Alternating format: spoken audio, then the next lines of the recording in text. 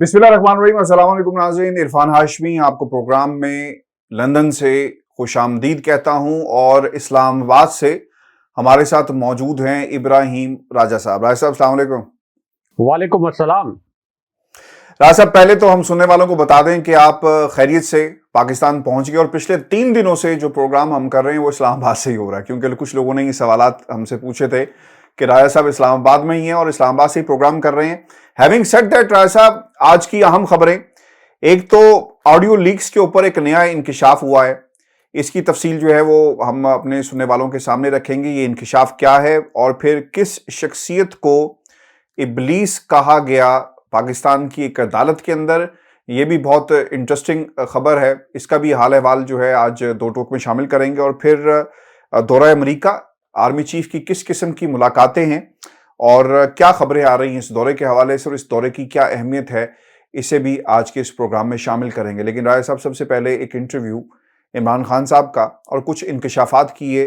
खान साहब ने हर गुजरता दिन उनकी गुफ्तगू इंकशाफात से भरी हुई है, चूँकि कोशिश की जा रही है कि किसी तरह ये जो सियासी इस वक्त अनरेस्ट पाया जाता है और इसको कम किया जा सके और कुछ लोगों को टेबल पर बिठाने की कोशिश की जा रही है। खान साहब ने इस इंटरव्यू में कहा कि पाकिस्तान की सिक्योरिटी एजेंसियों का क्या काम है। वो कहते हैं कि मुल्क को महफूज बनाना ये पाकिस्तान की सिक्योरिटी एजेंसीज का काम है, पॉलिटिकल इंजीनियरिंग करना नहीं है। अच्छा, उन्होंने ये भी कहा कि जो प्राइम मिनिस्टर हाउस है वहाँ पर हमारी बातें लीक हो जाती हैं, हमारे फ़ोन टेप होते हैं, लगता है जैसे कोई गद्दार हूँ और उसके फ़ोन टेप हो रहे हों, क्योंकि सब फ़ोन तो हमेशा गद्दारों के होते हैं और दुश्मन की पर नज़र रखने के लिए सब कुछ किया जाता है। घर के नौकरों को भी पैसे दिए जा रहे हैं कि मेरी मालूमात उन तक पहुंचाई जाए, क्योंकि माजी में भी कुछ ऐसी खबरें बनी गाला के अंदर से आई, डिवाइसेस, और फिर जो नौकर एक पकड़ा गया वो मुलाजिम क्या कर रहा था। वज़ीर-ए-आज़म रियासत के राजों से मुतल्लिक भी बातें करता है, वो सारी बातें निकल कर चली गई हमारे दुश्मनों के पास। ये सिक्योरिटी की बहुत बड़ी खिलाफ वर्जी है। शहबाज शरीफ के होते हुए ये ऑडियो लीक्स होती हैं, वज़ीर-ए-आज़म ऑफिस की सिक्योर लाइन की खिलाफ वर्जी हुई और सिक्योरिटी एजेंसी से पूछना होगा कि उसका जिम्मेदार कौन है। हमारी इंटेलिजेंस एजेंसियों को सोचना चाहिए कि आप क्या कर रहे हैं, लोगों को धमकियां दिलवा रहे हैं। सिक्योरिटी एजेंसियों को सोचना चाहिए कि पॉलिटिकल इंजीनियरिंग ये आपका काम नहीं है। सिक्योरिटी एजेंसियों का काम मुल्क को महफूज बनाना है। एक जो बात उन्होंने फॉरेन ऑफिस के हवाले से भी कही है ना, कि साइफर की मास्टर कॉपी फॉरेन ऑफिस में पड़ी है। ये लोग पहले साइफर की मास्टर कॉपियों से मुतल्लिक फॉरेन ऑफिस से तो पूछ रहे हैं। मास्टर कॉपी पहले फॉरेन ऑफिस आती है, फिर इसकी कॉपियां वज़ीर-ए-आज़म, सदर और आर्मी चीफ के पास जाती हैं। साइफर की कॉपी आरिफ अलवी ने चीफ जस्टिस को भिजवाई थी, हमने साइफर की कॉपी स्पीकर को भी भिजवाई थी। ये किस साइफर की चोरी की बात जो है वो कर रहे हैं, और ये तमाम बातें खान साहब ने, और फिर लॉन्ग मार्च के हवाले से भी उन्होंने कहा कि कुछ जो है तरतीब दी जा रही है और प्लान जो है वो तैयार किया जा रहा है। राय साहब, सबसे इंपॉर्टेंट बात यह है कि हमारी सिक्योरिटी एजेंसीज, साइफर और फिर ऑडियो लीक्स, ये 3 चीजें इस वक्त महवर मरकज हैं, या फिर जानबूझकर इसे एक गलत एंगल देकर खान साहब के खाते में डाला जा रहा है कि साइफर नहीं था, अब साइफर भी पैदा हो गया और उसके ऊपर इन्वेस्टिगेशन भी हो रही है। राजा साहब, क्या इंकशाफ आपको लगता है ये जो खान साहब ने की है, इससे सियासत पाकिस्तान की और खुसूसन शहबाज शरीफ की सियासत, इंपोर्टेड हुकूमत की सियासत और कुछ लोगों की सियासत जो है वो एक्सपोज हो गई है, जो खान साहब का ये लेटेस्ट इंटरव्यू आया? देखें हाशमी साहब, इसके अंदर एक मिस्टीरियस बात तो ये है कि ये शहबाज शरीफ की हुकूमत आने के बाद ये ऑडियो लीक्स कैसे हुए हैं। यदि खान साहब का भी 3.5 साल का दौर रहा, उस वक्त ये ऑडियो लीक्स नहीं हुए। प्राइम मिनिस्टर हाउस की मैं बात कर रहा हूं, लेकिन अभी प्राइम मिनिस्टर हाउस के जो ऑडियो लीक्स हुए हैं ये एक मिस्टीरियस मामला है। अब शहबाज शरीफ के दौर में ही जो 8 कट लगाकर इमरान खान साहब की एक ऑडियो का तासुर बनाने की कोशिश की गई कि कोई साइफर नहीं था और इमरान खान साहब ने कोई साइफर बनाने की कोशिश की, ये एक बड़ी भोंडी सी हरकत थी शहबाज शरीफ एंड कंपनी की। सबको पता है कि वो साइफर मौजूद था। यहां तक कि army chief general Qamar Javed Bajwa, तीनों मुसल्लह अफवाज के सरबराहान, chief justice, chairman senate, speaker कौमी असम्बली जो आपके साबिक थे, और शहबाज शरीफ जब ऑपोजिशन लीडर थे تو ان سب کے پاس اس سائفر کی کاپی تھی اور سب کو پتا ہے کہ سائفر کا وجود تھا. لیکن عمران خان صاحب کی آڈیو میں کٹ لگا کر جو ایک لیک کی گئی اور یہ تاثر بنایا گیا کہ عمران خان صاحب سائفر موجود نہیں ہے, ایک فرضی کوئی خان صاحب نے سائفر بنایا ہے, اس کے پیچھے تو مجھے شہباز شریف اینڈ کمپنی اور مریم نواز اینڈ کمپنی یہی لوگ لگتے ہیں. دوسرا جو عمران خان صاحب نے کہا سیکیورٹی ایجنسیز, تو ہاشمی صاحب چونکہ میں اسلام آباد میں صحافت کرتا ہوں, اسلام آباد میں صحافت کرنے والے اور اسلام آباد میں رہنے والے جانتے ہیں کہ پرائم منسٹر ہاؤس اور پرائم منسٹر آفس جہاں واقع ہیں اس سے صرف 1 کلومیٹر دور, خاص طور پر پرائم منسٹر آفس جو ہے یہ تو صرف 200 گز دور ہے آپ کے سفارتی انکلیو سے, جس کو اسلام آباد میں ڈپلومیٹک انکلیو کہا جاتا ہے, اور یہاں پر غیر ملکی سفارت خانے قائم ہیں. یعنی صرف ایک سڑک کا فرق ہے پرائم منسٹر آفس میں اور اس سفارتی انکلیو میں جہاں امریکی ایمبیسی بھی ہے, کینیڈین ہائی کمیشن ہے, انڈین ہائی کمیشن ہے, پوری جو آپ کی عالمی کمیونٹی ہے وہ یہاں پر بیٹھی ہے. اور اسی جگہ کے متعلق ایک انکشاف یہ ہوا تھا کہ یہاں سے پرائم منسٹر ہاؤس کو اور ایوان صدر کو بک کیا گیا تھا. رحمان ملک اس وقت وزیر داخلہ تھے اور آصف علی زرداری جب صدر تھے تو اس وقت یہ خبر آئی تھی کہ آصف علی زرداری ایک ٹرانسمیٹر آن کر دیتے ہیں جب ایوان صدر میں انہوں نے کوئی بات کرنی ہوتی ہے. اب آصف علی زرداری تو بذات خود ہماری سیکیورٹی ایجنسیز کے مطابق اور ہماری فوجی قیادت کے مطابق اور فوج کی بریفنگز کے مطابق وہ تو بذات خود ایک سیکیورٹی رسک تھے, تو ان کے ٹرانسمیٹر آن کرنے کا مقصد بھی شاید یہ ہو کہ اگر وہ ملک کے مخالف کوئی باتیں کر رہے ہیں تو وہ کہیں بگ نہ ہو جائیں, اسٹیبلشمنٹ کوئی بگ نہ کر لے. کیونکہ آصف علی زرداری کے دور میں تو جو امریکی ایجنٹس تھے ان کو ویزے دیے گئے تھے سفارتی اہلکاروں کے بھیس میں, سی آئی اے کے اہلکار یہاں پر لائے گئے تھے. حسین حقانی اس وقت امریکہ میں پاکستان کے سفیر تھے اور فارن آفس کے وہ ڈاکومنٹس میں نے دیکھے میں خود دفتر خارجہ کے, کہ جس میں دفتر خارجہ نے بار بار حسین حقانی کو کہا کہ یہ جن لوگوں کو آپ امریکہ سے پاکستان کے ویزے دے رہے ہیں یہ سفارتی اہلکار نہیں ہیں, یہ ایجنٹس ہیں سی آئی اے کے اور کانٹریکٹرز ہیں سی آئی اے کے. اور بعد میں پھر ہم نے دیکھا کہ او بی ایل کا آپریشن ہوا اور ہماری قومی سلامتی کو وائلیٹ کیا گیا امریکہ کی جانب سے, وہ جو حسین حقانی اور آصف علی زرداری نے گیم کی تھی. تو ایک تو یہ شبہ اس وقت ظاہر کیا گیا کہ یہ جو آپ کا ڈپلومیٹک انکلیو ہے چونکہ بہت قریب ہے پرائم منسٹر آفس سے, پرائم منسٹر ہاؤس سے, اور دفتر خارجہ کی جو بلڈنگ ہے یہ بھی 300 گز کے فاصلے پر ہے. تو یہاں پہ کوئی ہوسٹائل ایجنسیز ہو سکتی ہیں, مثال کے طور پر بھارتی ایجنسیز ہو سکتی ہیں یا کوئی بھی آپ کی ہوسٹائل ایجنسی, یا عالمی طاقتیں بھی اس قسم کی بگنگ کرتی رہتی ہیں امریکہ کی جانب سے, اس قسم کی ان کے پاس ٹیکنالوجی بھی ہے. تو ایک تو اس وقت یہ خدشہ ظاہر کیا گیا تھا اور یہ باقاعدہ ڈائریکٹیوز اس وقت بھی آئے تھے, اور خان صاحب کے دور میں بھی مجھے یاد ہے کہ میں نے ایک خبر بریک کی تھی کہ یہ ڈائریکٹیوز آئے تھے کہ کسی قسم کی واٹس ایپ پہ بات نہیں ہوگی, کوئی جو ای میلز ہیں بہت یعنی سینسٹیو نیچر کی, وہ ای میلز جو ہیں وہ انکرپٹڈ جو کمپیوٹرز ہیں ان کے علاوہ وہ نہیں کی جائیں گی. اور ایک جو آئی پی فون ہوتا ہے جس کے متعلق آپ کو پتا ہوگا کہ ہم چینلز میں بھی یوز کرتے ہیں, جو کہ ڈائریکٹ کمیونیکیشن ہوتی ہے بیوروز کے درمیان اور ہیڈ آفس کے درمیان, جس کو آئی پی فون کہا جاتا ہے, اور عموماً یہ سمجھا جاتا ہے کہ یہ آئی پی فون جو ہے یہ نسبتاً محفوظ ہے اور اس کو بگ نہیں کیا جا سکتا. تو یہ بھی ڈائریکٹیو جاری کیے گئے تھے کہ آئی پی فونز کا استعمال کیا جائے. تو اس کا ایک پہلو تو یہ ہو سکتا ہے کہ ہوسٹائل ایجنسیز نے یہ بگنگ کی ہے, لیکن اگر یہ ہوسٹائل ایجنسیز نے بھی یہ بگنگ کیا ہے تو خان صاحب کا یہ پوائنٹ بالکل ٹھیک ہے کہ یہ ہماری جو سیکیورٹی ایجنسیز ہیں یہ ان کا کام ہے کہ اس قسم کی جو ایفرٹس ہیں اور اس قسم کی سازشیں ہیں ان کو ناکام بنایا جائے. اس لیے نہیں کہ شہباز شریف پرائم منسٹر ہاؤس میں بیٹھے ہیں یا اس سے پہلے Imran Khan prime minister house میں بیٹھے ہوئے تھے, اس وجہ سے کہ پرائم منسٹر ہاؤس میں آپ کا نیشنل سیکیورٹی کمیٹی کا اجلاس بھی ہوتا ہے, آپ کی قومی سلامتی کے متعلق فیصلے ہوتے ہیں, افغانستان کے اوپر پاکستان کی کیا پالیسی ہوگی وہ سارے اجلاس پرائم منسٹر ہاؤس میں ہوتے رہے, انڈیا کے حوالے سے کیا پالیسی ہوگی, ہماری عسکری پالیسی, ہماری سفارتی پالیسی, وہ تمام فیصلے پرائم منسٹر ہاؤس میں میٹنگز جو ہوتی ہیں وہاں پر کیے جاتے ہیں. تو اس لیے ہماری سیکیورٹی ایجنسیز, ہماری جو آئی ایس آئی ہے جو کہ دنیا کی نمبر 1 ایجنسی کہلاتی ہے، اور بہت سے ایسے دہشت گردی کے منصوبے ہوتے ہیں جو کہ جن کے متعلق ہمیں پتہ نہیں ہوتا، لیکن وہ ناکام بنا دیے جاتے ہیں، ان کی تشہیر نہیں کی جاتی. کچھ منصوبے ظاہر ہے کہ انفارچونیٹلی کامیاب بھی ہو جاتے ہیں.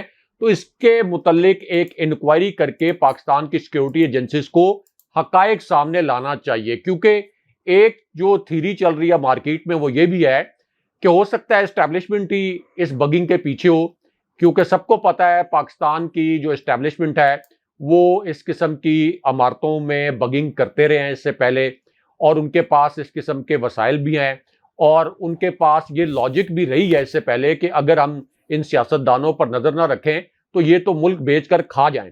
تو ہو سکتا ہے یہ بگنگ اسٹیبلشمنٹ نے کی ہو، کیونکہ اسٹیبلشمنٹ کے پاس جس طرح تمام سیاستدانوں کی فائلز رکھی ہوتی ہیں انہوں نے، کہ کسی بھی وقت جب انہوں نے کوئی سیاسی جوڑ توڑ کرنا ہو تو ان فائلز کا استعمال کیا جاتا ہے.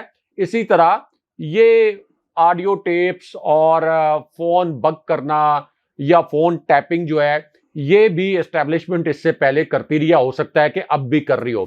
تو ایک تو اس کے اوپر بڑی تھارو انویسٹیگیشن ہونی چاہیے. خان صاحب کا یہ موقف بالکل ٹھیک ہے کہ یہ تو ہماری نیشنل سیکیورٹی کمپرومائز ہوئی ہے، اور یہ طے کیا جانا چاہیے کہ ٹھیک ہے اگر اسٹیبلشمنٹ نے یہ بگنگ نہیں کی تو پھر یہ ہماری انکرپٹڈ لائنز کیسے بگ ہوئی ہیں. اس سے پہلے ہمارا دفتر خارجہ کا پورا سسٹم ایک مرتبہ ہیک ہو چکا ہے، اور اس وقت ہماری جو فوج کے ایکسپرٹس ہیں انہوں نے اس سسٹم کو ریکور کیا تھا. نمبر 2، جو خان صاحب کہہ رہے ہیں کہ سیکیورٹی ایجنسیز کا کام نہیں ہے کہ وہ سیاسی جوڑ توڑ کریں. دیکھیں ہاشمی صاحب، اگر ہماری security agencies ISI، military intelligence, یا ہماری پاک فوج کے کچھ آفیسر، یا جن کی جانب عمران خان صاحب اشاروں کنایوں میں کبھی کہتے ہیں مسٹر ایکس اور مسٹر وائی، اگر یہ سیاسی جوڑ توڑ میں اپنی انرجیز ساری وہاں پر لگائیں گے، اگر یہ وہاں پر فوکس کریں گے، تو اس کا مطلب ہے کہ پاکستان کے جو دفاعی معاملات ہیں وہاں سے ان کی توجہ ہٹے گی، اور پوری طرح سے یہ فوکس وہاں پر نہیں کر سکیں گے. اور اس سے نقصان کس کو ہوگا؟ ظاہر ہے کہ پاکستان کی قومی سلامتی کو بھی نقصان ہوگا. اور دوسرا اس کا نقصان سب سے زیادہ یہ ہوتا ہے کہ سیاستدان کسی خاص وقت تک تو شاید بات نہیں کرتے سیکیورٹی ایجنسیز کے کردار پر، لیکن جیسے ہی ان کو موقع ملتا ہے، جیسے میاں نواز شریف جب لندن میں چلے گئے، تو پھر وہ اشاروں کنایوں میں بات کرنا شروع کر دیتے ہیں سیکیورٹی ایجنسیز کے کردار پر. تو اس سے ہماری افواج کا جو ایک ہمارے پاکستان کے اندر بائنڈنگ فورس رہی ہیں، اور بائنڈنگ فورس ہماری افواج کو، پاک فوج کو رہنا چاہیے پاکستان کے اندر، کیونکہ ہماری سلامتی کی ضامن ہے پاک فوج، یا کوئی بھی فوج اپنی ملک کی سلامتی کی ضامن ہوتی ہے. تو یہ صورتحال ہماری افواج کے لیے کوئی اچھی نہیں ہے. اور اگر عمران خان صاحب یہ بات کر رہے ہیں ہاشمی صاحب، تو اس کا مطلب ہے کہ وہ اطلاعات کی بنیاد پر بات کر رہے ہیں. عمران خان صاحب نے یہ بتایا تھا کہ ان کے ساتھیوں کو ٹیلی فون کالز آئیں. اسد عمر نے یہ کہا تھا کہ ان کو ایک ٹیلی فون کال آئی، ان کو کہا گیا کہ آپ بنی گالہ واپس پہنچ جائیں، اور آپ کا نام اور 3 اور تحریک انصاف کے رہنما ایسے ہیں جن کا نام پوٹینشلی عمران خان صاحب کی معزولی کے بعد اگلے پرائم منسٹر کے لیے چنا جا سکتا ہے. تو اسد عمر نے خود کیمروں کے سامنے کہا کہ ان کو اس قسم کی ڈیل آفر کی گئی، لیکن انہوں نے کہا کہ عمران خان صاحب کو مائنس کر کے تحریک انصاف کچھ بھی نہیں ہے. تو اس کا مطلب ہے کہ پردے کے پیچھے تو کچھ نہ کچھ چل رہا تھا. خان صاحب نے خود بتایا کہ کس طریقے سے ان کے لوگوں کو نامعلوم نمبرز، یعنی ان نون نمبرز، جن کے متعلق عموماً یہ تاثر ہے کہ اس قسم کی کالز جو ہے وہ اسٹیبلشمنٹ کرتی ہے، تو وہاں سے کالز آئی ہیں. صحافیوں کا کہنا ہے کہ ان کو ان نون نمبر سے کالز آئی ہیں. تو اگر ہماری سیکیورٹی ایجنسیز کا فوکس ادھر ہوگا تو ظاہر ہے کہ ہماری جو نیشنل سیکیورٹی ہے وہ کمپرومائز ہوگی، اور یہ کبھی بھی ایک اچھی سچویشن نہیں ہے. اور لوگ بھی پھر سوالات کریں گے. کسی بھی معاشرے میں، کسی بھی ملک میں اپنی سیکیورٹی ایجنسی سے اگر لوگ سوالات کرنا شروع کر دیں تو وہ ملک کے لیے، کسی سیاسی جماعت کے لیے، اور کسی ادارے کے لیے اور فوج کے لیے کوئی اچھی سچویشن نہیں ہوتی. اس کانٹیکسٹ میں عمران خان صاحب نے یہ بات کی ہے کہ ہمارے جو ریاستی ادارے ہیں اور سیکیورٹی ایجنسیز، ان کو پاکستان کے دفاع پر فوکس کرنا چاہیے. اس سے پہلے جو ایک بیرونی سازش تھی، جو کہ اسٹیبلشمنٹ ہماری اگر اپنا بھرپور کردار ادا کرتی تو وہ سازش روکی جا سکتی تھی، لیکن وہ سازش بھی نہیں روکی جا سکی. اور اب یہ ایک اور بہت بڑا سیکیورٹی چیلنج ہمارے سامنے کھڑا ہو گیا ہے. اس کی جانب عمران خان صاحب کا اشارہ تھا. راز صاحب، آرمی چیف کا دورہ امریکہ اور اس وقت ہو رہا ہے جب ملک کے اندر سیاسی ایک بحران موجود ہے، نعرے لگ رہے ہیں رجیم چینج کے، اور خان صاحب کا آبویسلی ایک پولیٹیکل نیریٹو ہے اس کے اوپر، اور حقیقت ہے، اور متعدد دفعہ سائفر، جس کو نہیں مانتے تھے سائفر بھی موجود ہے. اچھا، اس تناظر کے اندر یہ دورہ امریکہ کی ایک اپنی اہمیت ہے، اور آپ کے ملک کا سپہ سالار وہاں پر موجود ہے. ایک تو ایسا بتائیں کہ کون سی ملاقاتیں ہو رہی ہیں آرمی چیف کی، وفد میں کون کون شامل ہے، اور بنیادی مقصد کیا ہے ایسے موقع پر جب آرمی چیف صاحب جو ہمارے ہیں ان کی ایک نئے آرمی چیف کا آنے کا وقت ہے، اور اس پر بھی ملک کے جو سیاستدان ہیں وہ بات کر رہے ہیں کہ آرمی چیف کی تقرری کیسی ہونی چاہیے، کن آئین کیا کہتا ہے، سٹیک ہولڈرز کیا کہتے ہیں، ہونی چاہیے نہیں ہونی چاہیے، یہ ایک بات ہو رہی ہے. دیکھیں، ایک تو army chief general Qamar Javed Bajwa کے حوالے سے ہمارے پاس ایک بریکنگ نیوز بھی ہے. ہماری ذرائع سے بات ہوئی ہے اور ہمارے ذرائع نے اس خبر کی تصدیق بھی کی ہے. اب جنرل باجوہ جو امریکہ کے دورے پر گئے ہیں، تقریباً ایک ہفتے کا دورہ، اور ایک ایسے موقع پر جب پاکستان میں بہت ہی پیچیدہ قسم کی سیاسی صورتحال ہے. تو اس پوری صورتحال میں ہمیں سب کو پتہ ہے کہ آرمی چیف پاکستان کے اندر کوئی بھی ہو تو تمام اختیارات جو ہیں وہ فوج کے سربراہ کے پاس ہی ہوتے ہیں. تو اس وجہ سے امریکہ جیسی سپر پاور کا، اور جس طرح سے پاکستان اور امریکہ کے تعلقات ہیں، تو جنرل باجوہ کا یہ دورہ بہت زیادہ اہمیت کا حامل ہے. اور اس میں آپ یہ بھی کہہ سکتے ہیں کہ اگلے آرمی چیف کی تقرری کے حوالے سے بھی یہ دورہ، اور بہت آپ اس کو کہہ سکتے ہیں کہ ایک میننگ فل وزٹ ہے. اب ہاشمی صاحب، چونکہ ایک پیچھے 6 جنرلز کی سینیورٹی لسٹ بھی موجود ہے، یعنی جنرل عاصم منیر جو کہ اس سے پہلے گجرانوالہ کے کور کمانڈر تھے، اور 27 نومبر 2022 کو ان کی مدت ملازمت ختم ہو رہی ہے. یعنی جنرل باجوہ کی مدت ملازمت ختم ہو رہی ہے 29 نومبر 2022 کو. تو 2 دن پہلے جنرل باجوہ کی ریٹائرمنٹ سے جنرل عاصم منیر کی مدت ملازمت ختم ہو رہی ہے، کیونکہ جب وہ لیفٹیننٹ جنرل بنے تھے تو ان کے لیفٹیننٹ جنرل کے جو بیجز تھے وہ لگنے میں ایک ٹیکنیکل ڈیلے ہوا تھا. اس کی وجہ سے چند ماہ ان کی مدت ملازمت بڑھا دی گئی. اب چونکہ کسی بھی آرمی چیف کے لیے جو جی ایچ کیو سے فائل موو ہوتی ہے نئے آرمی چیف کی تقرری کے لیے، جس میں عموماً 5 یا 6 جنرلز کے نام ہوتے ہیں، تو یہ 2 ہفتے پہلے موو ہو جاتی ہے. اس لیے جنرل عاصم منیر جو ہیں وہ اگلے آرمی چیف کے لیے ایلیجیبل ہیں، اگرچہ وہ 29 نومبر سے 2 دن پہلے 27 نومبر کو ریٹائر ہو رہے ہیں. اب اس کے بعد جنرل ساحر شمشاد مرزا جو کہ راولپنڈی کے کور کمانڈر ہیں، اس سے پہلے چیف آف جنرل سٹاف رہ چکے ہیں، اور ان کو بھی ایک بڑا آپ کہہ سکتے ہیں کہ فیورٹ قرار دیا جا رہا ہے آرمی چیف کے لیے. اور اس سے پہلے چونکہ چیف آف جنرل سٹاف رہ چکے ہیں، اور یہ بھی کہا جاتا ہے کہ جنرل باجوہ کے بہت قریب سمجھے جاتے ہیں. پھر آپ کے جنرل اظہر عباس جو اس وقت چیف آف جنرل سٹاف ہیں، اور اس سے پہلے راولپنڈی کی کور بھی کمانڈ کر چکے ہیں. آپ اگر دیکھیں تو تیسرے نمبر پر وہ موجود ہیں. جنرل عاصم منیر کی جو ٹیکنیکل گراؤنڈز پر ایک سینیورٹی ہے وہ پہلے نمبر پر ہیں. پھر آپ کے جنرل نعمان محمود پشاور کی کور کمانڈ کر چکے ہیں، اور پھر جنرل فیض حمید. اب جنرل فیض حمید پشاور کی کور کمانڈ کر چکے ہیں، اب بہاولپور کے corps commander D, G I S I آئی رہ چکے ہیں. تو وہ سینیورٹی لسٹ میں تو موجود ہیں، لیکن یہ ایک حقیقت ہے کہ اگر یہ حکومت نومبر 29 تک رہ گئی تو پھر جنرل فیض حمید تو نہ آرمی چیف بن سکتے ہیں، نہ chairman joint chiefs of staff committee بن سکتے ہیں. یہ بات تو بالکل ایک کلیئر ہے. اور بہت سے لوگ کہتے ہیں کہ اس طرح کی بات جو ہے وہ اسٹریٹ فارورڈ نہیں کرنی چاہیے، لیکن صحافی کو ہمیشہ اسٹریٹ فارورڈ حقائق سامنے لانے چاہیے. اور حقائق یہی ہیں کہ نون لیگ تو کبھی بھی جنرل فیض حمید کو آرمی چیف تعینات نہیں کرے گی. اب جنرل عامر جو ہیں، جو گجرانوالہ کی کور اس وقت کمانڈ کر رہے ہیں، جو کہ اس وقت 6 نمبر پر ہیں، وہ بھی جنرل باجوہ کے بہت قریب سمجھے جاتے ہیں. اسی طرح سینیورٹی لسٹ میں ان کا بھی نام ہے.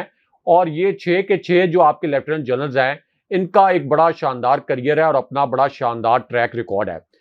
اب اس پوری صورتحال میں ہاشمی صاحب، اسلام آباد میں ایک خبر یہ گردش کر رہی تھی، اور یہ دعویٰ بھی کیا جا رہا تھا کہ جنرل باجوہ کو 1 سال کی ایکسٹینشن دینے کا فیصلہ کر لیا گیا، یہ دعویٰ کیا جا رہا تھا، اور دوسرا دعویٰ یہ کیا جا رہا تھا کہ ٹیکنیکل گراؤنڈز پہ جنرل باجوہ اگلے سال اپریل مئی تک کنٹینیو کر سکتے ہیں۔ اور اس کی وجہ یہ بتائی جا رہی تھی کہ جب سپریم کورٹ میں جنرل باجوہ کی ایکسٹینشن کو چیلنج کیا گیا تھا تو اس وقت جسٹس کھوسا اور جو بینچ تھا انہوں نے کہا تھا کہ آرمی چیف کی ری اپائنٹمنٹ یا ایکسٹینشن یا تقرری کے لیے قانون سازی کی جائے۔ وہ قانون سازی ہونے میں تھوڑا ٹائم لگا تھا، یعنی اسی قانون سازی کے لیے وہ بدنام زمانہ لندن والا اجلاس ہوا تھا جس میں میاں نواز شریف نے اپنے بیانیے سے یو ٹرن لیتے ہوئے جنرل باجوہ کی ایکسٹینشن کی حمایت کا اعلان کیا تھا۔ تو کچھ لوگوں نے یہ دعویٰ کیا کہ چونکہ وہ قانون سازی ہونے میں کچھ وقت لگا تھا تو اس بنیاد پر کوئی ٹیکنیکل گراؤنڈ بنا کر جنرل باجوہ اپریل تک سٹے کر سکتے ہیں۔ پھر وہ جو قانون سازی ہوئی تھی اس میں یہ بھی طے کیا گیا تھا کہ کسی بھی آرمی چیف کی عمر کی زیادہ سے زیادہ حد 64 سال ہوگی۔ لیکن اب اس پوری صورتحال میں ہمارے پاس جو بریکنگ نیوز ہے وہ یہ ہے کہ جنرل باجوہ ایک اور ایکسٹینشن نہیں لے رہے۔ جنرل باجوہ نے اپنی ریٹائرمنٹ کے متعلق جو اپنا ارادہ تھا اور جنرل باجوہ نے یہ طے کر لیا ہے کہ وہ 29 نومبر 2022 کو ریٹائر ہو جائیں گے۔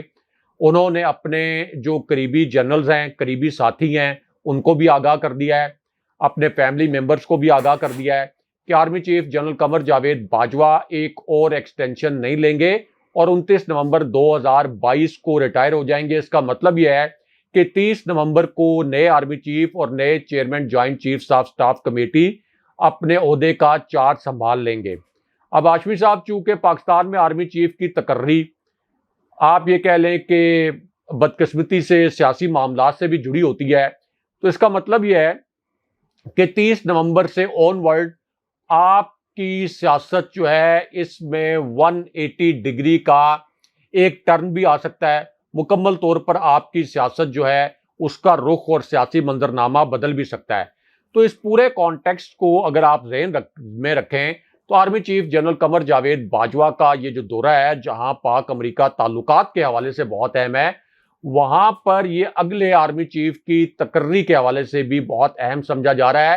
6 جنرلز کی سینیورٹی لسٹ موجود ہے، جنرل فیض کو مائنس کر دیں تو 5 جنرلز کی، ضروری نہیں ہے کہ 6 جنرلز میں سے ہی کوئی آرمی چیف بنے، یہ لسٹ 7ویں 8ویں نمبر تک بھی جا سکتی ہے، لیکن جنرل باجوہ کے اس دورے کو اس کانٹیکسٹ میں بھی دیکھنا پڑے گا۔ راج صاحب، مریم نواز کا پاسپورٹ واپس کر دیا گیا ہے۔ آپ کو یاد ہے نا ایک جملہ کہا تھا مریم نے کہ اگر یہ پاسپورٹ پلیٹ میں رکھ کر اور ویزا رکھ کر میرے سامنے لائیں گے تو میں انکار کر دوں گی، لیکن سر بڑی کوشش کی ہے اور کافی عرصے سے وہ بیمار بھی تھیں، اور آپ کو معلوم ہے کہ پاسپورٹ ان کے لیے کتنا ضروری تھا۔ اب یہ سیاسی بیمار تھی، کیسی بیمار تھی، یہ مریم نواز خود بتا سکتی ہیں۔ جو لاہور ہائی کورٹ کے اندر جو چیف جسٹس ہیں امیر بھٹی، ان کی سربراہی میں 3 رکنی بینچ تھا جس نے اس کی سماعت کی، اور وہاں پر کیا ہوا، بہت ہی زبردست قسم کے دلائل دیے گئے ہیں ان کے وکیل کی طرف سے، اور امجد پرویز صاحب جو ہیں ایڈوکیٹ، وہ کیا کہتے ہیں،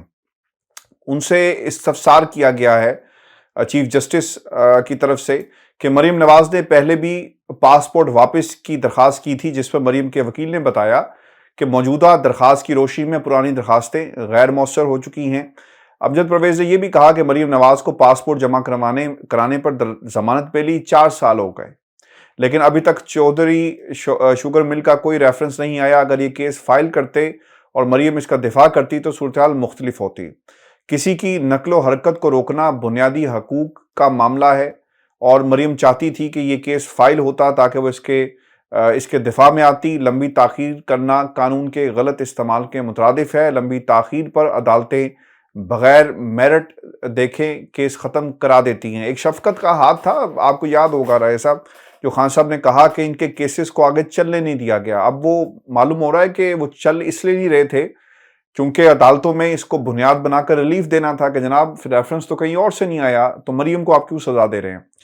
اچھا، یہاں پر چیف جسٹس سے استفسار یہ کیا ہے، اور یہ بڑا امپورٹنٹ نقطہ ہے جو ان کے وکیل کی طرف سے کہا گیا، وہ یہ کہتے ہیں کہ کوئی حوالہ، اچھا اللہ نے ابلیس کو بھی سزا سے پہلے موقف پیش کرنے کا موقع دیا۔ یہ تو مریم نواز کے وکیل نے کہا نا۔ جی، ان کے وکیل نے کہا ہے تو وہ اس پر کیا چیف انہوں نے پھر جسٹس مریم نواز کو ابلیس سے تشبیہ دی اس میں کہ مریم نواز کو بھی موقع دیا جائے اپنے موقف کا، ابلیس کو بھی موقع ملا تھا، آپ یہ کہنا چاہ بالکل، رہے ہیں؟ یہ بالکل انہوں نے بڑا ایک توہین مریم کی ہے، اور اس پر انہیں نوٹس ملنا چاہیے فل بینچ کا نون لیگ کے. اچھا چیف کیونکہ میں جسٹس نے جو خبر پڑھی ہے اس کے مطابق تو چیف جسٹس نے کہا کہ پیغمبر اسلام صلی اللہ علیہ وآلہ وسلم کے دور سے بھی کوئی حوالہ دیں، تو اس میں آگے حوالہ یہ دیا گیا کہ ابلیس کو بھی موقع دیا گیا تھا اپنا موقف پیش کرنے کا. تو یہ تو انہوں نے مریم نواز کو تشبیہ دے دی ابلیس سے، مریم نواز کے اپنے وکیل نے. میں آپ کو یہی کہہ رہا ہوں کہ یہ توہین مریم ہو گئی ہے، تو اس کے اوپر فل بینچ جو نوٹس ضرور لے گا. اب یہ سب سے انٹرسٹنگ بات اس میں یہ ہے کہ یہ جو انہوں نے دلیل دی ہے نا، عموماً وکیل بتا کر جاتا ہے کہ آج وہ عدالت میں کیا بولے گا، تو میرا خیال ہے کہ یہ شاید ان سے پوچھ کے کہا کیا ہوگا کہ ہم ابلیس کی ایگزامپل بھی آج عدالت میں پیش کریں گے. اچھا، اب وہ یہ بھی کہہ رہے تھے کہ ابلیس کو سزا سے پہلے بھی موقع دیا گیا. صلح حدیبیہ بھی لوگوں کے حقوق سے متعلق تھا. ہم خام خواہ دائیں بائیں جاتے ہیں. اللہ تعالیٰ نے سیدھا سیدھا کہا ہے کہ سننے کا موقع فراہم کیے بغیر سزا نہیں دینی چاہیے. جس کیس میں سزا تھی وہ پاسپورٹ واپسی میں رکاوٹ بن سکتا تھا، لیکن اب وہ کیس بھی نہیں رہا، اور اوبیسلی 4 سال کا انتظار ان کو دے دیا گیا. اور پھر یہ بھی کہا کہ مخالفین آ جائیں تو زمین آسمان ایک کر دیتے ہیں، اپنے ہوں تو زمین پر بچھ جاتے ہیں. مریم کی ضمانت کے خلاف اپیل دائر کی گئی تھی، جس پر ڈپٹی اٹارنی جنرل نے کہا کہ مجھے اس بارے میں معلوم نہیں ہے. اچھا، اب یہ دیکھیں نا، یہ مدد تو ریاست بھی انہیں فراہم کر رہی ہے.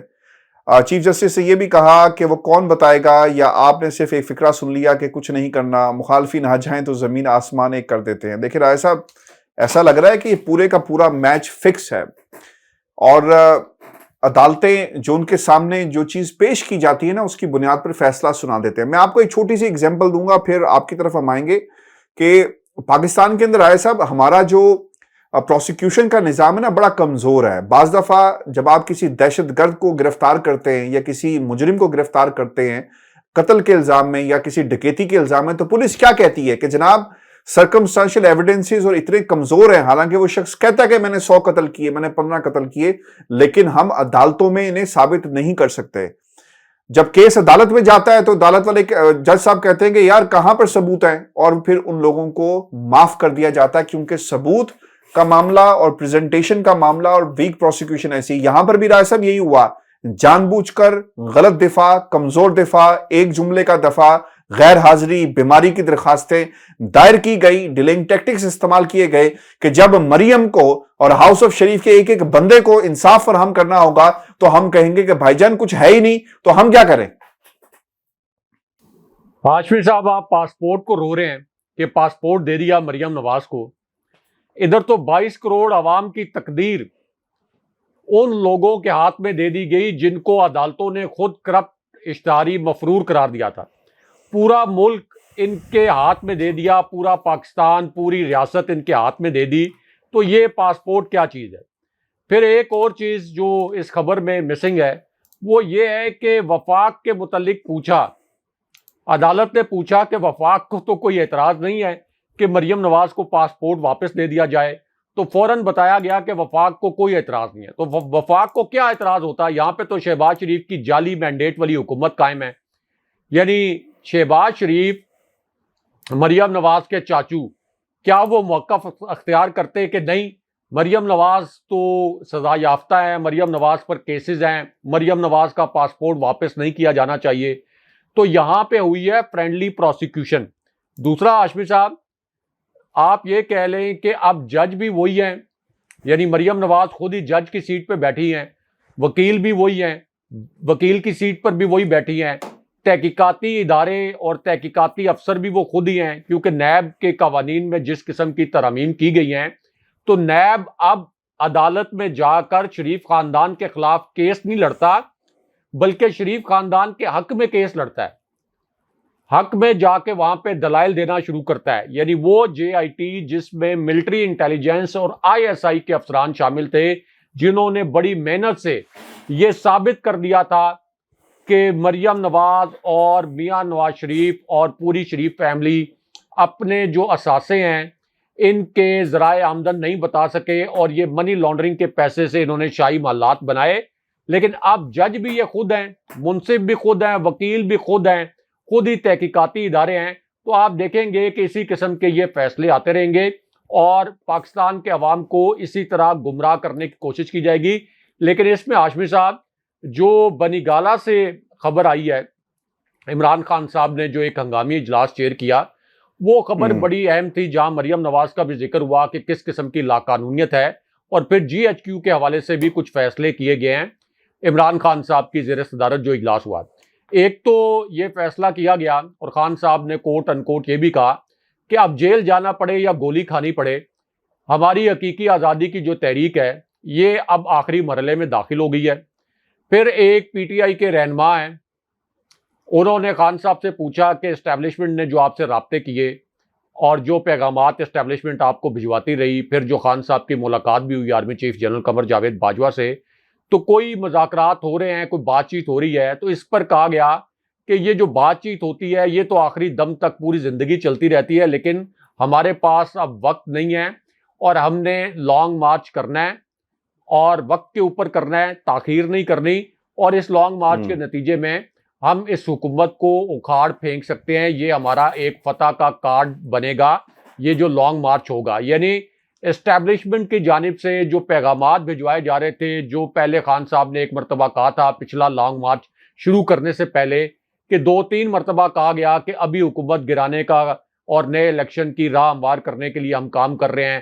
پھر دوسری مرتبہ, تیسری مرتبہ اس لانگ مارچ کو ڈیلے کروایا گیا. لیکن خان صاحب نے کہا تھا کہ وہ صرف لا رہی تھے, البتہ پیغامات ضرور پہنچائے گئے تھے جن کو ہم نے رپورٹ کیا تھا کہ اسٹیبلشمنٹ نے خان صاحب کو یہ پیغامات بھجوائے. لیکن اب خان صاحب اسٹیبلشمنٹ کے ان پیغامات پر یقین کرنے کے لیے تیار نہیں ہے, اس لیے بہت ایگریسو ٹون تھی خان صاحب کی.